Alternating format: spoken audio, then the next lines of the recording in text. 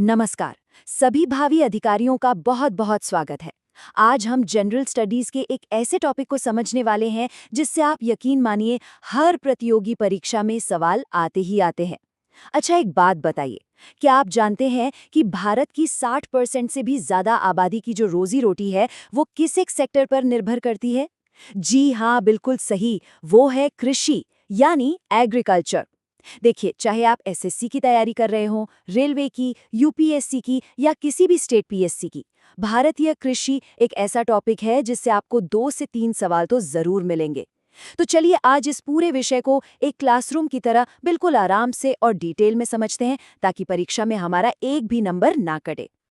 तो जैसा कि हमने अभी बात की, भारत की एक बहुत बहुत बड़ी जनसंख्या 60% से भी ज्यादा सीधे तौर पर या कह लीजिए अप्रत्यक्ष रूप से अपनी आजीविका के लिए कृषि पर ही निर्भर है। अब ये सिर्फ एक आंकड़ा नहीं है, ये इस टॉपिक की अहमियत को बताता है। और इसीलिए भारतीय कृषि को भारतीय अर्थव्यवस्था की रीढ़ की हड्डी यानी कि backbone of the Indian economy कहा जाता है। ये सिर्फ किसानों की कहानी नहीं है, बल्कि ये पूरे देश की खाद्य सुरक्षा यानी फूड सिक्योरिटी, हमारे उद्योगों का विकास और सामाजिक स्थिरता का भी आधार है।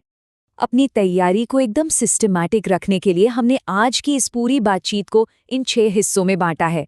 हम भारतीय कृषि के एक इंट्रोडक्शन से शुरू करेंगे, फिर इसकी नींव और सबसे जरूरी फसल ऋतुओं को समझेंगे, जहां से अक्सर सवाल बनते हैं। इसके बाद हम भारत की मुख्य फसलों, ऐतिहासिक हरित क्रांति और आज की चुनौतियों पर विस्तार से बात करेंगे। और हाँ, आखिर के 2 हिस्से आपकी परीक्षा के लिए सबसे ज्यादा जरूरी हैं, वो महत्वपूर्ण तथ्य जो सीधे पूछे जाते हैं, और फिर पूरे चैप्टर का एक क्विक रिवीजन। तो चलिए पहले खंड के साथ अपनी नींव को मजबूत करते हैं, भारतीय कृषि का परिचय। यहाँ हम उस बेस को समझेंगे कि आखिर ये सेक्टर भारत के लिए इतना ज्यादा महत्वपूर्ण क्यों है। तो अगर परीक्षा में ये सवाल आए कि भारतीय कृषि है क्या, तो इस एक परिभाषा में सब कुछ छिपा है। चलिए इसको तोड़कर समझते हैं। पहला शब्द है मानसून निर्भर। इसका सीधा सा मतलब है कि हमारी खेती का एक बहुत बड़ा हिस्सा आज भी बारिश पर डिपेंड करता है, जो इसे थोड़ा रिस्की भी बनाता है। दूसरा, ये आजीविका का प्राथमिक स्रोत है, खासकर हमारे ग्रामीण भारत में। तीसरा, ये खाद्य सुरक्षा देती है, मतलब 140 करोड़ लोगों के लिए खाने का इंतजाम। चौथा, ये उद्योगों को कच्चा माल देती है। सोचिए, कपड़ा मिलों के लिए कपास और चीनी मिलों के लिए गन्ना कहाँ से आता है? यहीं से। और आखिर में ये ग्रामीण रोजगार का सबसे बड़ा जरिया है। ये 5 पॉइंट्स अपने आप में एक एमसीक्यू का सवाल है, याद रखिएगा। अच्छा, अब हम दूसरे और सबसे बुनियादी, सबसे फंडामेंटल खंड की ओर बढ़ रहे हैं। यहाँ हम उन नियमों को समझेंगे जिन पर पूरी भारतीय खेती टिकी हुई है। इसकी खासियतें क्या है और वो फसल ऋतुएं कौन सी हैं? देखिए, भारतीय कृषि की कुछ खास पहचान है। पहली, मानसून पर उच्च निर्भरता, ये हम समझ चुके हैं। दूसरी, छोटी और बिखरी हुई जोतें। इसका मतलब क्या है? इसका मतलब है कि ज्यादातर किसानों के पास जमीन के छोटे छोटे टुकड़े हैं जो अलग अलग जगहों पर बिखरे हैं। एक खेत यहाँ तो दूसरा 1 किलोमीटर दूर। इससे ट्रैक्टर जैसी बड़ी मशीनों का इस्तेमाल करना मुश्किल हो जाता है। तीसरी, श्रम प्रधान तरीके, मतलब मशीनों से ज्यादा इंसानों की मेहनत लगती है। चौथी, पारंपरिक उपकरणों का उपयोग, जैसे आज भी कई जगह हल बैल का इस्तेमाल होता है।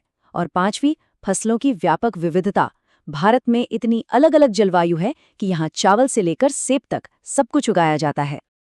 अब आते हैं इस चैप्टर के सबसे जरूरी हिस्से पर, भारत का फसल चक्र। इसको बहुत ध्यान से समझिएगा। भारत में मुख्य रूप से 3 फसल ऋतुएं होती हैं। पहली है खरीफ, जो मॉनसून के आने पर यानी जून जुलाई में शुरू होती है और नवंबर तक चलती है।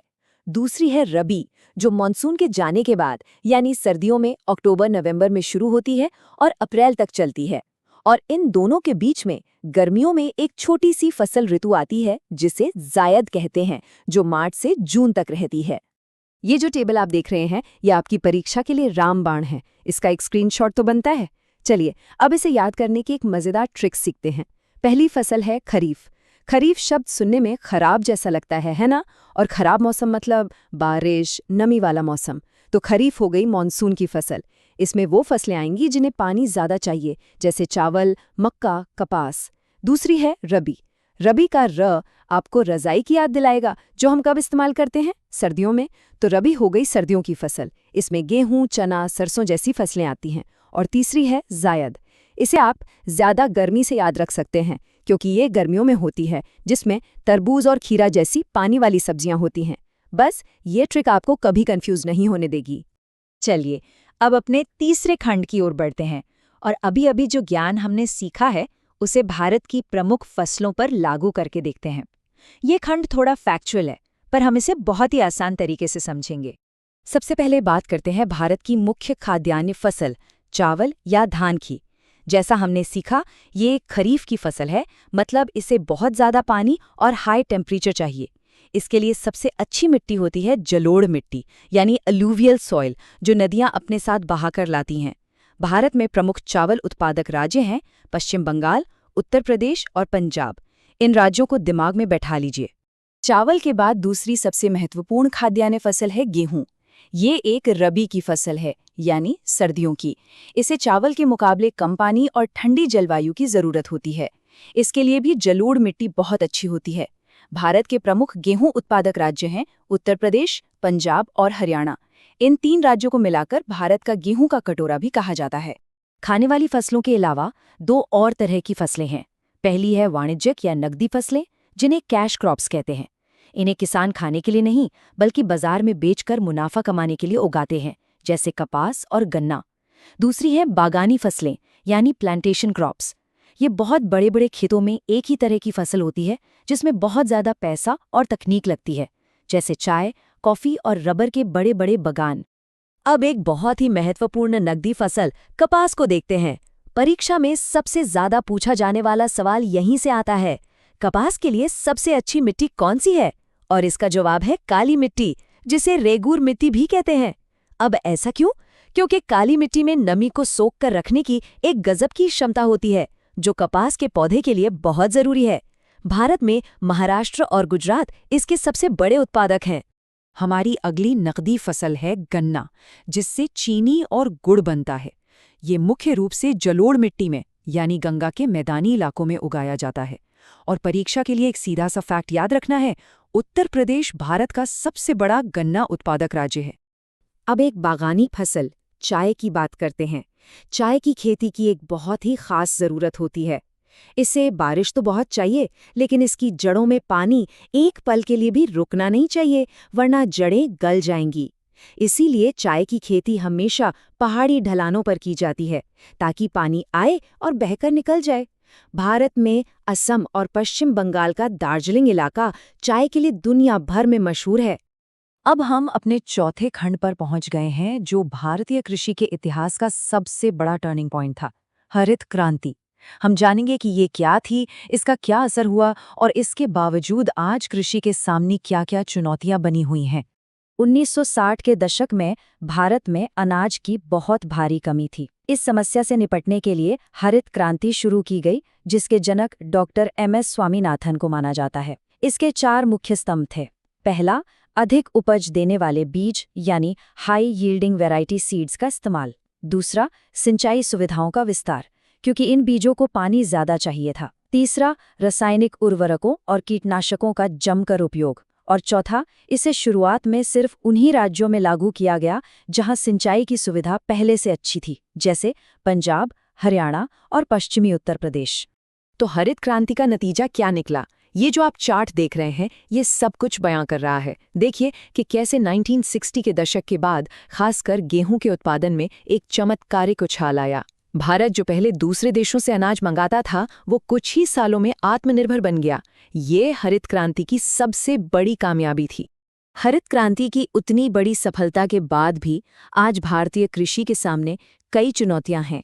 मॉनसून की अनिश्चितता आज भी एक बड़ी समस्या है। रासायनिक खादों के ज्यादा इस्तेमाल से मिट्टी की उपजाऊ शक्ति कम हो रही है, जिससे मृदा अपरदन या सॉइल इरोजन कहते हैं। छोटी जोतों की समस्या आज भी है। आधुनिक तकनीक और मशीनों की कमी है।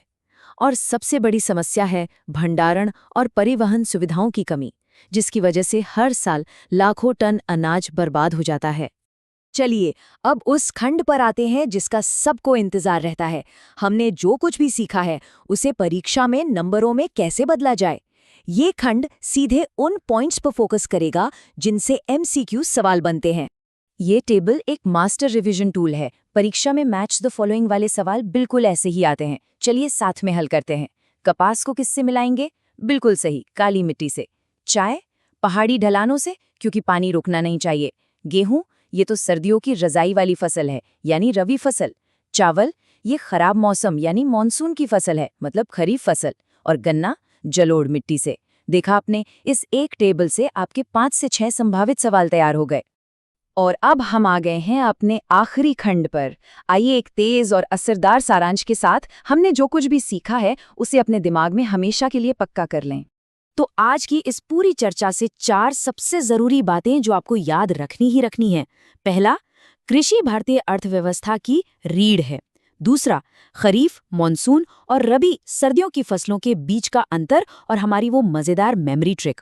तीसरा, वो खास जोड़ियां, कपास के साथ काली मिट्टी, चाय के साथ पहाड़ी ढलान और चावल के साथ ज्यादा बारिश।